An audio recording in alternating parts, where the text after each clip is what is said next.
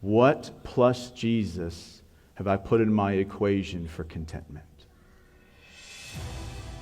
Here's a good way to ask it in your own heart.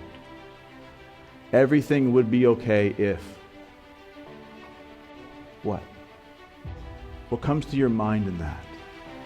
Everything would be okay. I'd have soul satisfaction. I've got Jesus, but everything would be okay if... this. Everything would be okay if I was married. Or if you are married, everything would be okay if my husband would just lead me like those other men lead their wives. Everything would be okay with me if my wife would just be submissive like some of those other wives. Or if the people in my congregation were like those people at the fellowship conference, just so zealous for the Lord, everything would be okay in my life if I could just have a fellowship like that. You know what all of those say? Jesus isn't enough. Beloved, it is not wrong to want to be married. It's not wrong for you to want your spouse to grow, become more Christ-like. It's not wrong for you to want to have health.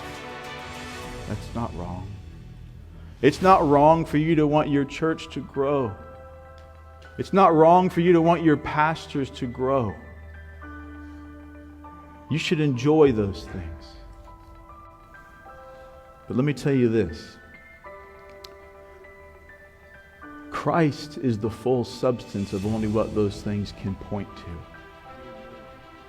Do you realize that? You say, I love coming to the fellowship conference like heaven on earth. Let me tell you this. Christ is better. I want to be married. I want to enjoy companionship, and I want to just walk with somebody. Amen. That's a blessing from the Lord, but I want you to know this. Christ is better than that. I want health. I want this body to be restored. Let me tell you this. Christ is better. Those things should be enjoyed. Health should be enjoyed. Marriage or singleness should be enjoyed. The fellowship of the church, your pastor should be enjoyed. But those things all point you to something greater. It's the giver of all of those things. It's the fulfillment of what all those things could never be. It's Jesus Christ. I'm convinced most of us are miserable if we're honest. And it's because we're looking to something that can never give you what you're looking for. You're looking horizontally, what can only be found vertically in Jesus Christ. It's not wrong to want those things. But it's wrong to not be content if you don't have them.